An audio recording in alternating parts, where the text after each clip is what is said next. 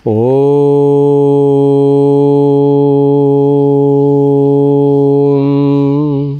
సదాశివసమారంభాం శంకరాచార్యమధ్యమాం అస్మదాచార్యపర్యంతాం వందే గురుపరంపరాం.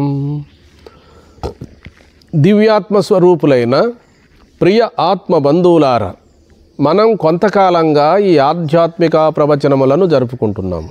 ఇందులో భాగంగా ఈరోజు మన ప్రస్తావన ఏమనగా, ఆత్మసాక్షాత్కారమునకు ఆత్మజ్ఞానమునకు నేరైన సాధనములేమి అనేటువంటి అంశములపైన ఈనాడు మనం ప్రస్తావన చేసుకుందాం. మన భారతావనిలో నాటి నుండి నేటి వరకు ఎందరో మహాత్ములు, సిద్ధపురుషులు, అవధూతలు, పరమహంసలు, పరివ్రాజకాచార్యులు నడయాడిన పుణ్యభూమియే మన భారతావని. మన భారతదేశంలో ఎన్నో సాధనలను కనుగొని సమాజానికి, సాధకులకు ప్రబోధించారు. అన్ని సాధనముల యొక్క పరమార్థము, అన్ని సాధనముల యొక్క గమ్యము పరమాత్మయే. 1830 ఆ ప్రాంతంలో శ్రీ రామకృష్ణ పరమహంస అవతరించారు. ఆయన ఎక్కువ పాతంజలి యోగ సూత్రములపైనే ఎక్కువగా చెప్పారంటే సాకారాన్నే ఎక్కువగా సమాజానికి బోధ చేశాడు, తాను ఆచరించాడు. అన్ని సాధనముల యొక్క పరమావధి ఆత్మసాక్షాత్కారమే. అన్ని యోగముల యొక్క పరమావధి బ్రహ్మ సాక్షాత్కారమే. సరాసరి ఆత్మతత్వాన్ని, ఆత్మజ్ఞానాన్ని సద్గురువుల ద్వారా తెలుసుకోలేనటువంటి సామాన్యులుగా ఉండేటువంటి వారి కొరకు ప్రబల నిదర్శనము రామకృష్ణ పరమహంసయే. వారు మంత్రోపాసన చేశారు, గంటలు గంటలు మంత్రోపాసన చేశారు, ధ్యానం చేశారు, నిరంతరము ఎరుక లేకుండా ధ్యానం చేశారు. ఎప్పుడూ భావ సమాధిలో ఉండిపోయేవారు. అందుకనే రామకృష్ణ పరమహంస అంటారు, పూజ కంటే నామము శ్రేష్టము, నామము కంటే భావము శ్రేష్టము, భావము కంటే మహాభావము శ్రేష్టము. మహాభావం అంటే నిర్వికల్ప సమాధి. సవికల్ప సమాధి ద్వారానే నిర్వికల్ప సమాధిని పొందాలి మనం. సవికల్ప సమాధి అంటే అన్ని వృత్తులు పూర్తిగా లయం కావంటాడు వివేకానంద స్వామి. ప్రాథమిక దశలో సవికల్ప సమాధిలో మనోవృత్తులు కొంత శేషించే ఉంటాయి, అవి బీజ రూపంలో ఉంటాయి. తగు సమయం వచ్చినప్పుడు అవి కార్యరూపాన్ని ధరిస్తాయి. నిర్వికల్ప సమాధిలో సంపూర్ణముగా వాసనాక్షయము, మనోనాశము కలుగుతుంది అంటాడు స్వామి వివేకానంద స్వాముల వారు. భగవాన్ శ్రీ రమణ మహర్షులు వారు ఏమంటారంటే ఆత్మ విచారణ ద్వారానే మనోనాశము, వాసనాక్షయం కలుగుతుంది అంటాడు. అందరూ కూడా సమాజాన్ని ఉద్ధరించి సాధకులకు చక్కటి నిర్వచనాన్ని అందించడమే ఇందులో ఉన్న పరమావధి, పరమార్థం కూడా. ఒకరు యోగాన్ని బోధిస్తే మరొకరు జ్ఞానాన్ని బోధిస్తారు. ఎందుకు అందరూ ఒకేలాగా బోధించకూడదా అంటే, సాధకుల యొక్క కర్మలు పలు విధముగా ఉంటాయి, వారి జన్మాంతర సంస్కారములు వేరువేరుగా ఉంటాయి. అందుకనే ఒకరు యోగం చేస్తారు, ఇంకొకరు ధ్యానం చేస్తారు, ఇంకొకరు ప్రాణాయామం చేస్తారు, ఇంకొకరు ఆత్మవిచారణ చేస్తారు. ఇప్పుడు మన అంశమేమి?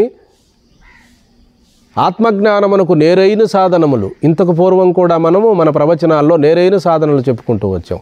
నేరైన సాధనలు ఆత్మవిచారణ తప్ప వేరు మార్గం లేదంటాడు శంకరాచార్యులు వారు. జ్ఞానం మోక్షైక సాధనం అంటారు ఆత్మబోధలో శంకరాచార్యులు వారు. నువ్వు ధ్యానం చేసినా, యోగం చేసినా, జపం ఆచరించినా, పూజలు చేసినప్పటికీ, వ్రతాలు ఆచరించినప్పటికీ కూడా నీకు జ్ఞానం కలిగి తీరాలి. ఆ జ్ఞానమేమి? తత్వవిచారణ, ఉపనిషత్తుల ప్రామాణికమైన జ్ఞానం కావాలి నీకు. శృతి, యుక్తి, అనుభవముతో కూడిన జ్ఞానం కావాలి. సర్వజనీయనమై సార్వత్రికమైనటువంటి పూర్ణానుభవాన్ని కలిగించే జ్ఞానం కావాలి నీకు. అప్పుడు మాత్రమే నీ జన్మ చరితార్థమవుతుంది, నీవు ఆదర్శవంతుడు అవుతావు సాధకులకు. నువ్వు కాసేపు ధ్యానం చేసి, కాసేపు యోగం చేసి, కాసేపు మంత్రోపాసన చేసి ఇదే పరమార్థమని వాదించకూడదు. మనం పలు రకాల సాధనలు చేసినప్పుడే మన మనస్సు ఏకాగ్రత లేదు, మన మనస్సు చాంచల్యంగా ఉన్నదని మనం ఎవరూ చెప్పకుండానే మనకు అర్థమవుతుంది. కొంతకాలము మంత్రోపాసన చేస్తారు కొంతమంది సాధకులు. కొంతమంది నాకేమీ మంత్రోపాసనలో దేవతా దర్శనం కలగలేదు, నేను ధ్యానం చేస్తానంటాడు. 2 పడవల మీద ప్రయాణం చేస్తారు.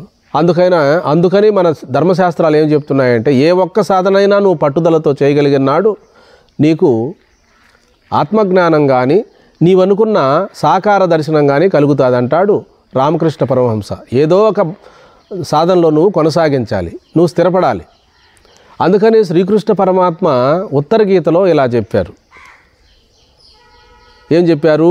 ఏది చేస్తే మేలైనటువంటి సాధన అంటే ఇక్కడ ఉత్తర గీతలో చెప్పారు. అనుగీత అంటారు దీన్ని. భగవద్గీతలో శ్రీకృష్ణ పరమాత్మ బోధించినప్పుడు అక్కడ కార్యాచరణ యుద్ధరంగంలో ఉండడం వల్ల సరిగా బోధపడలేదు. కృష్ణ, నాకు మరొక తూరి నీవు ఆత్మజ్ఞానాన్ని బోధించమంటే అది రాజభవనంలో బోధించారని చెప్తారు. ఈ విషయము మనకు ఎక్కడ తెలియబడుతుందంటే, వ్యాసాశ్రమ వ్యవస్థాపకులు మహర్షి సద్గురు మలయాళ స్వాములు వారు ఈ ఉత్తర గీతను వాళ్ళు ప్రింట్ వేయడం జరిగినది. అక్కడ మనకు అద్భుతంగా గ్రంథాలు దొరుకుతున్నవి.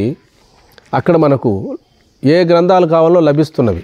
కాబట్టి ఉత్తర గీతలో చెప్తాడు మన అంశమేమి, ఏది శ్రేష్టము, ఏది అశ్రేష్టము, ఎవరు చెప్పేది నమ్మాలి, ఎవరు చెప్పేది నమ్మకూడదు అనేది మనకు శాస్త్ర ప్రామాణికమైన విషయం ఇది. పూజకోటి సమము స్తోత్రం, స్తోత్రకోటి సమో జపం, జపకోటి సమో ధ్యానం, ధ్యానకోటి సమో లయం. కోటి పూజలు చేయుట కంటే ఒక నామము శ్రేష్టమైనటువంటిది. కోటి నామముల కంటే ఒక స్తోత్రం, భగవంతుని పైన స్తోత్రం భక్తితో చేయడం, కీర్తించడం. కోటి స్తోత్రముల కంటే ఒక ధ్యానం చేయడం శ్రేష్టం. కోటి ధ్యానముల కంటే ఒక లయం అంటే ఇక్కడ రెండు అర్థాలు చెప్పింది. నిర్వికల్ప సమాధిలో ఉండడము లేదా స్వస్వరూపానుసంధానంలో ఉండడము. ఇటు జ్ఞానపరంగాను ఇటు యోగపరంగాను రెండింటినీ చెప్పారు. కాబట్టి కోటి పూజలు చేయుట కంటే ఒక నామం శ్రేష్టము, కోటి నామముల కంటే ఒక స్తోత్రం శ్రేష్టము, కోటి స్తోత్రముల కంటే ఒక ధ్యానం, కోటి ధ్యానముల కంటే లయం, స్వస్వరూపానుసంధానం శ్రేష్టమైంది అని చెప్తారు. కాబట్టి ఎన్ని వ్రతాలు చేసినా, ఎన్ని పూజలు చేసినా, ఎన్ని ప్రార్థనలు చేసినా మనోపరిపక్వతతో, చిత్తశుద్ధితో, త్రికరణ శుద్ధిగా మనము ఈ జన్మలోనే నేను తరించాలనేటువంటి నిజ నిర్ధారణతో కానీ మనం విచారించగలిగితే అది బయట పొందబడే వస్తువు కాదు, పొందే ఉన్నామని గుర్తించుకోవడం మాత్రమే. ఆ స్పృహ ఉంటేనే కదా నేను ధ్యానం చేస్తున్నాను, యోగం చేస్తున్నాను, జపం చేస్తున్నాను, ప్రార్థనలు చేస్తున్నాను, వ్రతాలు ఆచరిస్తున్నాను. ఆ ఎరుకు ఉంటేనే కదా నేను పై చెప్పుకున్నటివన్నీ ఆచరించగలుగుతున్నాను. అందుకనే మనకు ఋగ్వేదములో ఐతరేయోపనిషత్తులో ప్రజ్ఞానం బ్రహ్మ అని చెప్పడం జరిగినది. ప్రజ్ఞ అనగా అన్నిటినీ తెలుసుకునేటువంటి జ్ఞానం, స్వచ్ఛమైనటువంటి తెలివి. తెలుసుకున్నప్పుడు అది తెలివి అవుతుంది, తెలివిగా మిగిలిపోతే అది బ్రహ్మమవుతుంది. మనసు కూడా చలిస్తూ ఉంటేది మనసు అవుతుంది, చలించకుండా నిశ్చలంగా ఉంటే దాని యథార్థ స్థితి ఆత్మే. మనసు ప్రాపంచిక విషయములు యందు పరిగెడితే అది విషయాకారం చెందుతుంది. అదే మనసు ఏకాగ్రత చెంది పరమాత్మను చింతిస్తే అది పరమాత్మాకారం అవుతుంది, ఆత్మాకారం అవుతుంది. కాబట్టి ఒక్క మనసే ఇటు ప్రాపంచిక వైపు వెళితే బంధాన్ని కలిగిస్తుంది. అదే మనసు పరమాత్మ ధ్యానం యందు లగ్నమైతే మనకు బ్రహ్మానుభవాన్ని ఇస్తుంది. మన ఏవ మనుష్యాణం కారణం బంధమోక్షయోః బంధాయ విషయాసక్తం ముక్తి నిర్విషయం స్మృతం. మోక్షమునకు బంధమునకు నీ మనసే కారణమని చెప్పి అమృత బిందోపనిషత్తు మనకు బోధ చేస్తుంది. ఈ చెప్పిన అంశాలనే పలుమార్లు మన ప్రవచనములలో విసుగు విరామం లేకుండా చెప్తూ ఉన్నాం. వ్యవహారికంగా చెప్పినట్లయితే పునరుక్తి దోషం వస్తుంది, ఇది పారమార్థికంగా చెప్పినట్లయితే పునరుక్తి దోషం లేదు. చెప్పిన విషయాన్నే పలుమార్లు చెప్పడం వల్ల ఆ బోధ దృఢమవుతుంది, జ్ఞానం దృఢపడుతుంది.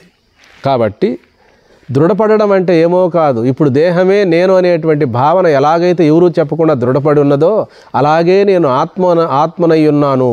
వేదములు, ఉపనిషత్తులు, సద్గురువులు అందరూ కూడా జీవుడు పరమాత్మ స్వరూపుడే అని చెప్తున్నారు. కాబట్టి రెండో పదార్థం లేదు, ఉన్నది నేనే అని చెప్పి ఆరూఢ జ్ఞానసిద్ధి కలగడమే దృఢపడడం. కేవలము వాసనల వల్ల మనము మన స్వరూపాన్ని గుర్తించలేకపోతున్నాం. కాబట్టి యోగము ద్వారా కానీ ధ్యానము ద్వారా కానీ మనం ఆత్మదర్శనాన్ని పొందగలమా అంటే పొందలేము. మనోపరిపక్వతకు మాత్రమే ఉపయోగపడతాయి.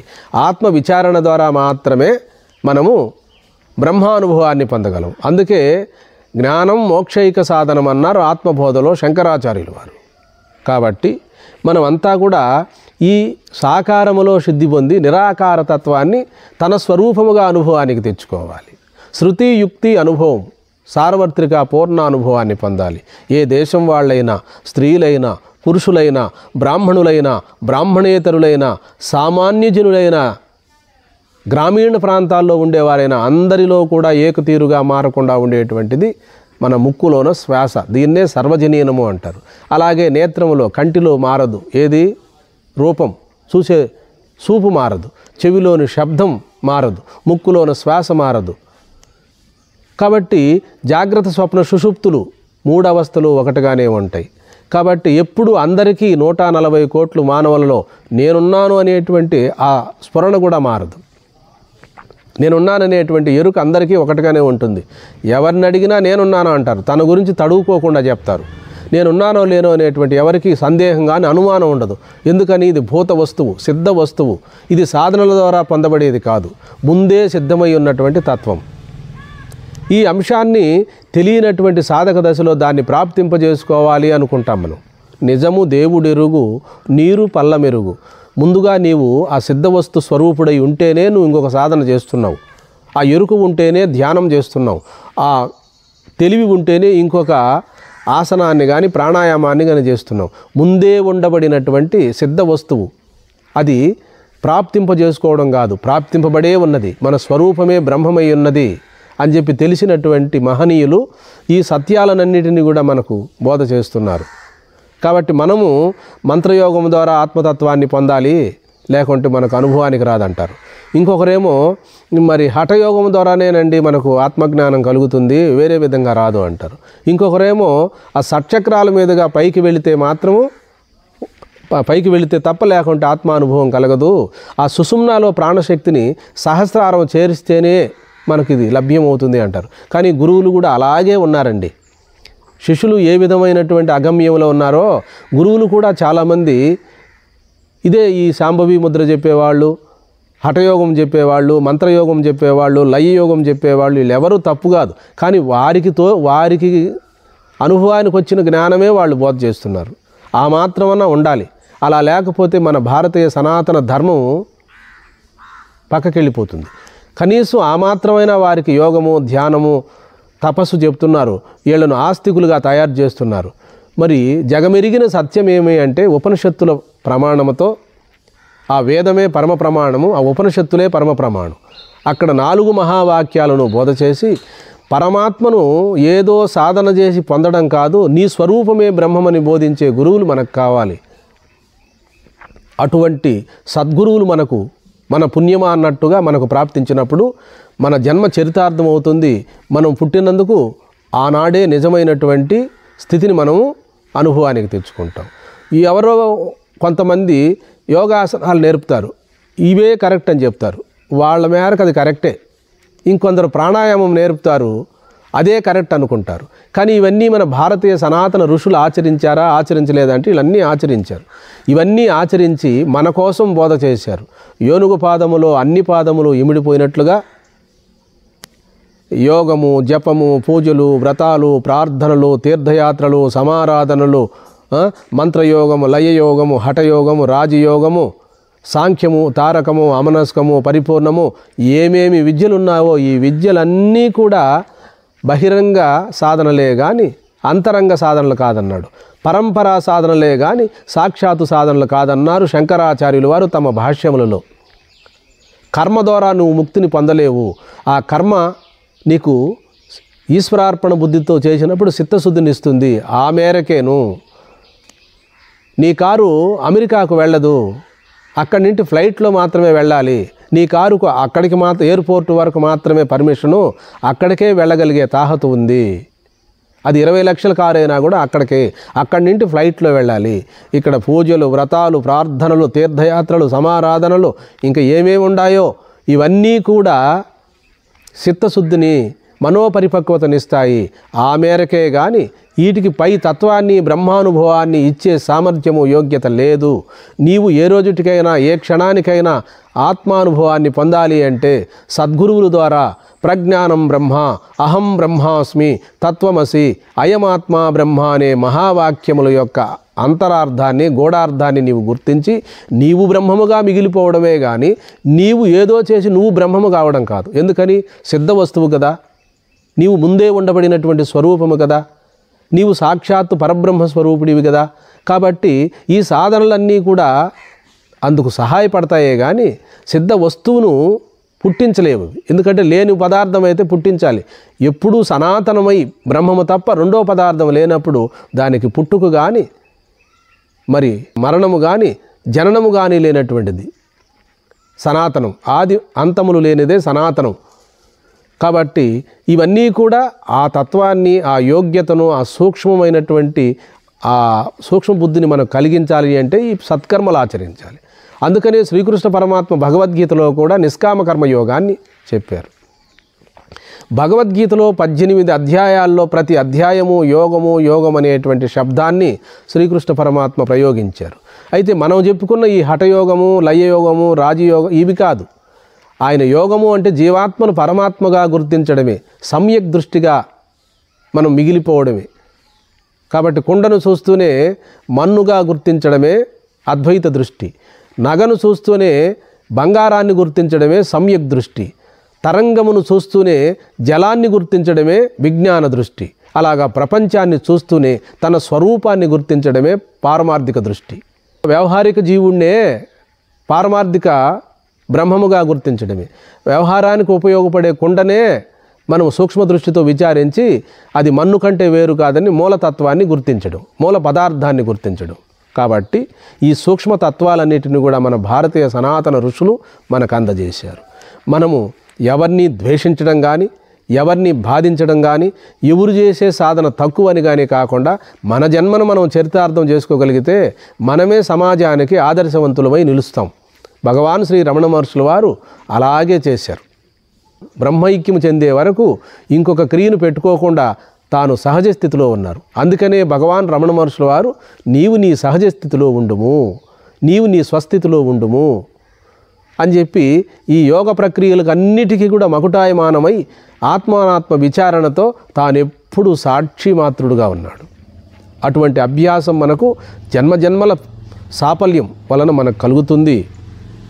కాబట్టి ఈ ప్రాణాయామం చేసే అటువంటి సాధకులైతేనేమి, మంత్ర సాధనలు చేసేటువంటి వారైతేనేమి, ఈ సిద్ధులను సంపాదించి కొంతమంది ఈ కొన్ని సాధనలు చేస్తూ ఉంటారు. ఇవన్నీ కూడా పూర్వజన్మ పుణ్య పరిపాకం వల్లనే సిద్ధులు కూడా కలుగుతాయి, లేకపోతే కలిగేదానికి లేదు. కాబట్టి సిద్ధులు పరమావధి కాదు, ఆత్మజ్ఞానమే మనకు పరమావధి. కాబట్టి మంత్రయోగమైన, ధ్యానయోగమైన, లయయోగమైన, హఠయోగమైన మనోపరిపక్వత కొరకే. సాంఖ్య తారక అమనస్కములు కూడా మనోపరిపక్వత కొరకే. కాబట్టి కోటి విద్యలు కూటి కొరకే అన్నట్టుగా సకల వేద వాంగ్మయమంతా కూడా పరమాత్మతత్వాన్ని బోధిస్తూ ఉన్నవి. ఆ పరమాత్మ ఏదో కాదు, నీ యథార్థమైన స్వస్వరూపమేనని చెప్పి నీకు బోధ చేసేటందు కొరకే మరి వేదములు, వేదాంగములు, ఉపనిషత్తులు, 18 పురాణములు, నవ వ్యాకరణములు సమస్తము కూడా మానవ జన్మను తరింపజేయడం కొరకే దయామయుడైన భగవంతుడు ఏర్పాటు చేయబడినటువంటి శాస్త్ర ప్రామాణికమైనటువంటి వేదములు అపౌరుషేయములు, మానవ బుద్ధికి అందేటువంటివి కావు. కాబట్టి మనము ప్రతిరోజు కూడా క్రమము తప్పకుండా సాత్విక ఆహారం తీసుకొని ప్రశాంతమైనటువంటి గదిలో కానీ ఎక్కడైనా ఏకాంత ప్రదేశంలో కూర్చొని స్వస్వరూపమాత్రుడై సాక్షిగా ఉండడం, లేదా మంత్రజపం చేసుకోవడం, లేదా మన బుద్ధి కర్మానుసారిని ఎవరెవరికి ఏ సాధన రుచిస్తుందో వారికి ఆ సాధనలు ఎందే మనము అడ్డంకి చెప్పకూడదు, వాళ్ళకి అడ్డం చెప్పకూడదు, వాళ్ళని అలాగే వెళ్ళమని చెప్పాలి. కాబట్టి ఎవరు ఏ దారికి వెళ్ళినా చివరకు అందరూ అద్వైత స్థితిని పొందవలసినది. అది పరమ సిద్ధాంతం. అందుకే పరమేశ్వర అవతారుడైనటువంటి శంకరాచార్యులు వారు వచ్చి అద్వైత సిద్ధాంతమే పరమ ప్రమాణం అని చెప్పి 72 మతాలను ఖండించి సనాతన వైదిక ధర్మాన్ని మనకు అందజేశారు. ఆరిపోతున్న జ్యోతిని వెలిగించారు. కాబట్టి అన్నీ కూడా మనకు వేదములో వచ్చినవే. అవన్నీ కూడా కర్మకాండలో చేరిపోతాయి. అవన్నీ కూడా పరంపరా సాధనల కిందకే చేరిపోతాయి. మరి శ్రవణ మనన నిధిధ్యాసనల ద్వారా ఆత్మతత్వాన్ని పొందడమే ఏకైకమైనటువంటి సాధనం. హరి ఓం.